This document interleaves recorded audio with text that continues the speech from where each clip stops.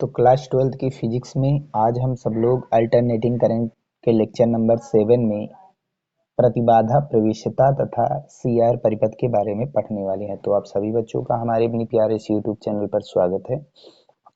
पिछले वीडियो में हम सब लोगों ने प्रत्यावर्ती परिपथों का विश्लेषण पढ़ा और अकेले अकेले जब सर्किट जुड़े हुए थे तब के बारे में पढ़ा। इस वाले लेक्चर में हम सब लोग दो सर्किट जुड़े रहेंगे, यानी कि एक कंडेंसर कैपेसिटर और दूसरा रेजिस्टेंस। ये दोनों आपस में श्रेणी क्रम में जुड़ेंगे। समांतर क्रम वाला जो है वो हमारे सिलेबस में नहीं है।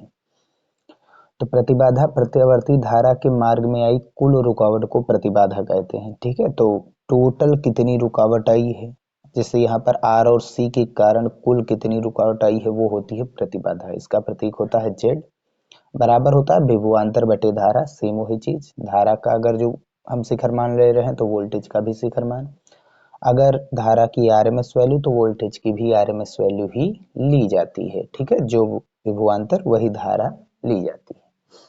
प्रवेश्यता क्या होती है? प्रतिबाधा के व्युत्क्रम को प्रवेश्यता कहते हैं। यही इसका उल्टा 1/z जो होता है प्रवेश्यता कहलाता है। ठीक है, तो चलिए आगे देखते हैं सी आर परिपथ क्या होता है, एक मोस्ट इम्पॉर्टेंट है। अच्छा, अब सी आर परिपथ, आर को हम सी के साथ लेंगे, आर को एल के साथ लेंगे, एल को सी के साथ लेंगे। ठीक है, इनको संयोजन को एक एक पहले पढ़े, फिर दो दो करके पढ़े, साथ साथ लेकर के दोनों को, फिर तीनों को एक साथ लेंगे एलसीआर, जो कि मोस्ट इम्पॉर्टेंट है। ठीक है, तो इसमें हमको करना क्या है, सबसे पहले वो चीज देखते हैं। तो सबसे पहले हमको फाइंड करना है फेजर चित्र, कला आरेख, और फिर इसके बाद परिणामी वोल्टता निकालनी है। परिणामी वोल्टता जो होती है, इससे हम वी नॉट की वैल्यू निकाल सकते हैं, वी आर एम एस की वैल्यू निकाल सकते हैं। तो एक ऐसी वैल्यू होती है जो हमको वोल्टता का शिखर मान भी देता है और वोल्टता का आरएमएस मान भी देता है। ठीक है, इसे कहा जाता है परिणामी वोल्टता। प्रतिबाधा निकालेंगे परिपथ की, धारा का मान, कलांतर, धारा का शिखर मान, औसत शक्ति या शक्ति क्षय उसके भी निकालने वाले हैं। ठीक है, तो ये इतनी सारी चीजें निकालनी है, बस इसमें से कुछ एक्स्ट्रा चीजें जुड़ गई हैं पिछले वाले से। ठीक है, तो सबसे पहले हम फेजर चित्र बनाएंगे। तो सबसे पहले हम समझ लेते हैं सी आर परिपथ होता क्या है। ठीक है, तो सी आर मतलब, सी का मतलब होता है संधारित्र एक है जिसकी धारिता सी है और एक प्रतिरोध आर जुड़ा हुआ है। ठीक है, तो एक आर प्रतिरोध ले रहे हैं और एक संधारित्र सी ले रहे हैं। इसको हम लोग जोड़ रहे हैं एक प्रत्यावर्ती वोल्टता स्रोत के साथ। बैटरी से जोड़ते तो एक प्लस एक माइनस जोड़ते, लेकिन ये वोल्टता स्रोत है, इसका प्रतीक ये होता है। और यहाँ पर वोल्टता जो तात्क्षणिक मान है वो कितना है, v equals to V naught sine omega t, और किसी क्षण धारा की दिशा ये दिखा दी गई है। तो माना एक प्रत्यावर्ती वोल्टता स्रोत से एक प्रतिरोध R व एक संधारित्र C श्रेणी क्रम में जुड़े हैं, जिसका वोल्टता समीकरण v equals to V naught sine omega t है। वी नॉट वोल्टता का शिखर मान है, साइन इसके वक्र को बताता है, ओमेगा टी इसकी कला है, और v है वोल्टता का तात्क्षणिक मान या तात्कालिक मान, बहुत ही कम समय में लिया गया मान। ठीक, हम देख सकते हैं तीनों में धारा समान जा रही है। धारा समान है तो इसलिए कौन सा क्रम है, श्रेणी क्रम। और अगर धारा समान तो विभवांतर अलग अलग, तो ये अलग अलग, आर अलग बिंदु में लगा है, सी संधारित्र अलग बिंदु में लगा है, तो इन पर विभवांतर अलग जाएगा। तो आर पर कितना जाएगा, वी आर, और सी पर कितना जा रहा है, वी सी। तो विभवांतर बराबर क्या होता है, धारा, धारा कितनी है आई, और गुणा प्रतिरोध कितना है आर। ऐसे ही यहाँ का विभवांतर वी सी, धारा इसमें भी आई जा रही है, और संधारित्र का जो प्रतिरोध होता है उसे एक्स सी कहते हैं, जिसे हम कहते हैं धारितीय प्रतिघात। ठीक, इसके बारे में हम पिछले वीडियो में पढ़ भी चुके हैं। अब क्योंकि आर के साथ जो वी आर है, वी आर किस पर वोल्टता है, आर पर, वी सी किस पर है, सी पर। तो ये चीज तो हमको पता है, धारा इसमें जा रही है। अगर धारा इसमें जा रही है तो जो धारा है और जो आर पर वोल्टता होती है, धारा और प्रतिरोध की जो वोल्टता होती है वो एक ही कला में रहते हैं। ठीक है, इसके बारे में हमने बताया ही था। और जो वीसी होती है यानी संधारित्र पर वोल्टता, और जो इसमें प्रवाहित धारा होती है इसमें कुछ कालांतर होता है, वो भी π/2 का है। यानी कि संधारित्र में धारा पहले जाती है, वोल्टेज बाद में आता है, और प्रतिरोध में धारा और वोल्टेज एक साथ चलते हैं। ये चीज कहने का मतलब, तो वही हम यहाँ पर लिखे हैं, प्रतिरोध R पर वोल्टता VR धारा I के साथ समान कला में है, यानी कि R में वोल्टेज और धारा साथ साथ चलती है, जबकि संधारित्र C पर वोल्टता जो VC है धारा I से कला में π/2 पश्चगामी है, यानी कि VC जो है वो पीछे रहता है और धारा क्या होती है पहले। कितना कोण पहले आ जाती है, यही ओमेगा टी का मान उसमें एक्स्ट्रा कितना होता है π/2। ठीक है, पिछले वीडियो में हमने इसके बारे में बताया भी था और मोस्ट इम्पॉर्टेंट था, ये भी बताया था। यानी कि जो VR है वो I के साथ समान कला में है।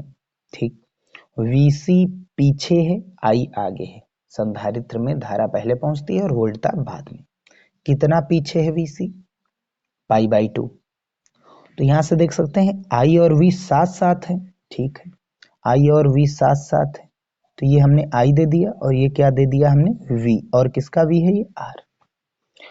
और संधारित्र पर क्या होता है, अगर ये धारा है तो वोल्टता क्या है पीछे, कितना पीछे है π/2।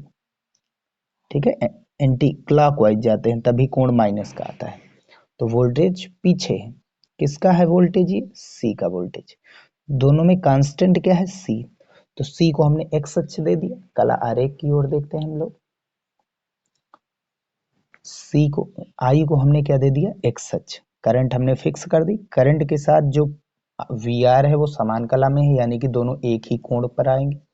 और I से पीछे कौन है VC, देखो I से VC कितना पीछे π/2 पीछे है, पीछे मतलब नीचे है।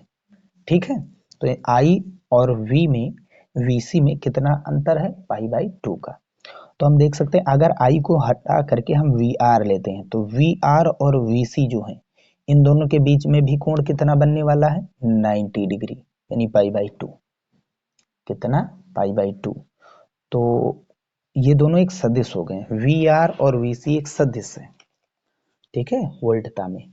तो अगर दो सदिश के बीच में कोई कोण थीटा बन रहा है तो उसका परिणामी सदिश क्या होता है, R इस vector is equals to √a² + b² + 2ab cos theta, दोनों के बीच का कोण। यही हम पढ़ा होगा कक्षा 10 में। ये अगर A और B के बीच कोण 90 अंश का बन रहा हो, यानी थीटा का मान 90 अंश हो, तो cos 90 अंश का मान 0 हो जाता है, तो ये बचेगा a² + b², बाकी ये वैल्यू 0 हो जाएगी। cos 90 अंश 0 तो ये भी 0, तो r का मान कितना बचेगा √a² + b²। तो यदि दो सदिश एक दूसरे के साथ 90 अंश के कोण पर हैं तो उनका परिणामी कितना होगा √a² + b², और ये इसका होता है r। ये r b को थोड़ा कम किया गया, ऐसे समझ सकते हैं, और a को थोड़ा बढ़ाया गया, या फिर ऐसे समझ सकते हैं ये b होता है हमारा, ये a होता है। ये इसका परिणामी कब होगा, जब ये वाला हम b बनाएंगे। ये b बन गया, ये a बन गया, इसका परिणामी यही होता है। ठीक है, इनके बीच अगर कोण 90 अंश का है तो फिर ये परिणामी होगा। चलिए, ठीक है, तो परिणामी अगर 90 अंश का है तो रूट में a² + b² होता है। तो यहाँ पर देख सकते हैं VR और VC को हम देखेंगे, क्योंकि हमने फेजर चित्र देख लिया, ये फेजर चित्र हमारा कंप्लीट हो गया है इसके द्वारा। अब फेजर चित्र से परिणामी वोल्टता निकालनी है।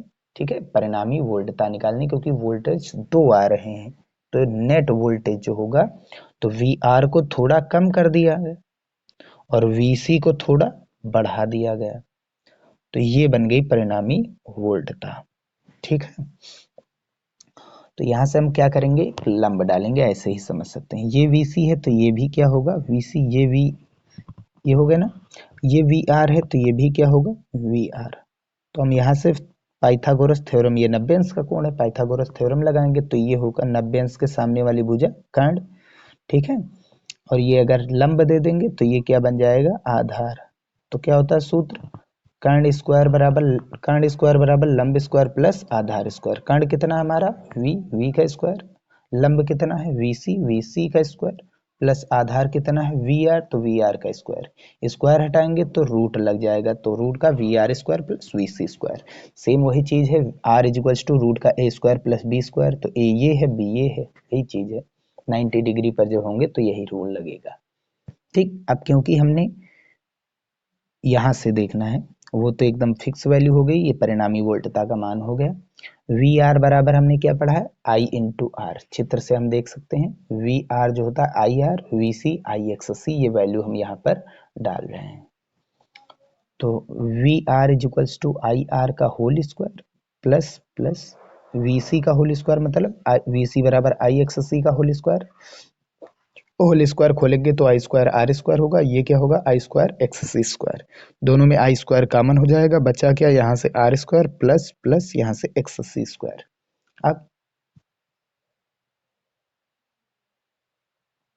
आगे देखते हैं, तो अब आगे क्या करेंगे, यहाँ से स्क्वायर हटाएंगे तो इधर पूरे में रूट लग जाएगा, और आई स्क्वायर रूट के बाहर आएगा तो आई बचेगा, और इसके ऊपर रूट का एक्स सी स्क्वायर प्लस का आर स्क्वायर, आगे पीछे कर सकते हैं ना। ये भी परिणामी वोल्टता का सूत्र हो सकता है। अगर प्रतिबाधा निकालनी हो, जो कि थर्ड केस है हमारा प्रतिबाधा, तो आई को हम वी के बट्टे में लाएंगे। ठीक, तो बराबर में क्या बचा, रूट का X C square plus R square, V upon I क्या होता है, ऊपर वोल्टेज नीचे धारा, तो ये कुल प्रतिबाधा, वोल्टेज है परिणामी, आई है परिणामी धारा, इन दोनों में मिल करके वी अपॉन आई जो है जेड देंगे, और बराबर में रूट का X C square plus R square. तो आर सी परिपथ की जो प्रतिबाधा होती है under root X C square plus R square होता है, और एक्स सी बराबर हमने पढ़ा 1/ओमेगा सी होता है। ठीक है, चित्र को एक बार फिर से समझ लेते हैं। ये करंट है, करंट को हमने फिक्स किया है, हर बार हम करंट को एक्स अक्ष पर ही फिक्स करेंगे, और ये हो गई हमारी वी आर, क्योंकि वी आर और करंट समान कला में है, नहीं इनके बीच कोई कोण नहीं, कोण 0 अंश होता है, और वी सी पीछे रहता है आई से, ये वी सी को हमने दे दिया। ठीक है, ये क्लॉकवाइज कोण है तो फिर माइनस का जाता है, माइनस का। अब वी आर और वी सी के बीच कोण कितना है, 90 डिग्री का है, तो परिणामी वोल्टता हम यहाँ से निकाल सकते हैं, यानी एक को कम करेंगे दूसरे को बढ़ाएंगे, वी आर को कम किया और वी सी को थोड़ा बढ़ाया तो परिणामी वोल्टता मिल गई वी। अब क्या करेंगे, यहाँ से हम इस पर लंब डालेंगे, यहाँ से इस पर लंब डालेंगे, तो ये वी सी है तो ये भी वी सी हो जाएगा, ऊपर वी आर है तो ये भी वी आर हो जाएगा, ये 90 डिग्री बन जाएगा। चाहे आप वहां से कोण 90 डिग्री लगा सकते पाइथागोरस, चाहे यहाँ से, समझने के लिए। ठीक है, अभी भी देख सकते हैं परिणामी वोल्टता यही है, ये परिणामी वोल्टता है और ये धारा है, तो परिणामी वोल्टता जो कि धारा से अभी भी नीचे है, नीचे है, कितना नीचे है हमने मान लिया फाई नीचे है, नीचे है तो फिर पीछे है कौन, वी, कौन आगे है धारा, तो वी जो है आई से अभी भी क्या है पीछे, और हमने मान लिया ये कितना पीछे है, फाई पीछे है, कलांतर इन दोनों में कोण का कितना अंतर है, फाई है। ठीक है, कलांतर हमें यही बताता है स्थिति के बारे में, कौन आगे है कौन पीछे। ठीक, चलिए आगे बढ़ते हैं इसी के साथ। तो अब हमको नेक्स्ट क्या निकालना है, धारा का मान निकालना है और फिर कलांतर निकालना है। तो चलिए धारा का मान अब हम देखते हैं। तो धारा का मान, तो धारा आई जो है परिणामी वोल्टता वी से कला में π/2 अग्रगामी, फाई अग्रगामी है। ठीक है, देख सकते हैं धारा आगे है और परिणामी वोल्टता क्या है अभी भी पीछे, और धारा आगे है, कितना आगे है, जो क्लॉकवाइज जाएंगे तो प्लस का, एंटी क्लॉकवाइज, ये एंटी क्लॉकवाइज होता है प्लस का, और अगर क्लॉकवाइज आएंगे तो कोण क्या होता है माइनस का। ठीक है, तो धारा आई परिणामी वोल्टता से कला में फाई अग्रगामी है, कितना आगे है फाई अग्रगामी, आगे तो है कितना कोण में आगे फाई हमने मान लिया, तो I equals to I naught sine omega T plus phi, क्यों, क्योंकि वी की तात्क्षणिक मान, वी का तात्क्षणिक मान V naught sine omega t था, तो इसकी कला क्या है ओमेगा टी, धारा इससे आगे है, वी को फिक्स कर दिया अब धारा I से V पीछे है, या फिर कह सकते हैं I जो है वो V से आगे है, ये भी तो कह सकते हैं। कितना? फाई आगे है।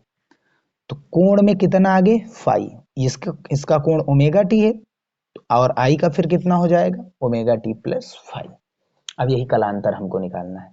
तो फार्मूला क्या होता है? tan थीटा बराबर लंब बटा आधार। ठीक, ये क्या था? I, और इधर ही क्या था? VR, इधर क्या था? VC, और ये क्या थी? परिणामी वोल्टता। यहां से लंब डाला गया था, तो ये था ऊपर VR, तो ये भी VR। ठीक, और यहां से जब लंब डाले थे तो ये VC है, तो ये भी क्या हो जाएगा? VC, और परिणामी वोल्टेज ये हो गया, है ना। ये कोण कितना आया था? परिणामी वोल्टेज और धारा के बीच कोण कितना है? अभी भी फाई कोण है। तो हम देख सकते हैं फाई के सामने वाली भुजा हमेशा लंब, और ये 90 अंश का कोण है, इसके सामने वाली भुजा कर्ण, और जो शेष बची रही वो आधार। तो V हमसे मतलब नहीं, VC और VR मतलब, VC है लंब, VR कितना है? आधार। तो लंब हमारा VC है, VR है आधार। VC बराबर IXC, VR बराबर IR। अभी हमने बताया था I कैंसिल, ऊपर XC नीचे R, tan को इधर लाएंगे, फाई बराबर tan इनवर्स XC अपान R हो जाएगा। ठीक, तो धारा का शिखर मान क्या आएगा? तो V नॉट अपॉन Z आएगा। अगर धारा का शिखर मान ले रहे हैं तो संगत वोल्टेज भी शिखर मान में आएगा, और बटे में कुल प्रतिबाधा, कुल प्रतिरोध को प्रतिबाधा कहते हैं। तो यही है, क्या आया था? अंडर रूट का XC square plus R square. औसत शक्ति कितना आएगा? P एवरेज बराबर VRMS IRMS cos phi. cos phi को यहाँ पर शक्ति गुणांक कहते हैं। cos फाई बराबर क्या होता है? आधार बटा, cos थीटा बराबर क्या होता है? आधार बटा कर्ण। ठीक, तो आधार कितना है? यहां से देख सकते हैं, ये हमारा कोण बन रहा है, ये नीचे की ओर है तो माइनस, ऊपर गए प्लस। इसके सामने वाली कोण के सामने वाली भुजा लंब, 90 अंश के सामने ये कर्ण, जो अवशेष है वो क्या है? आधार। ठीक है ना। और आधार बटा कर्ण क्या होता है? कॉस। ये VR है, और ये क्या है हमारा? V। और इसी को कहा जाता है, टोटल सॉल्व करेंगे R अपान Z, क्योंकि आधार क्या था हमारा? आधार हमारा था, यहां से देख सकते हैं, ये आधार VR है, VR बराबर I इंटू R, और कर्ण कितना है हमारा? V बराबर I रूट का XC square plus R square था। इनका भाग कराएंगे, R से R ये कैंसिल हो जाएगा, ये R बचा, और नीचे रूट का XC square plus R square, यही हमारा Z था। तो ये हो गया R अपान Z। क्या हो गया? R अपान Z। तो ये थी औसत शक्ति, किसमें? CR परिपथ में। यहीं पर वीडियो समाप्त होता है। तो CR परिपथ पढ़ चुके, नेक्स्ट वीडियो में हम सब लोग RL परिपथ के बारे में पढ़ने वाले।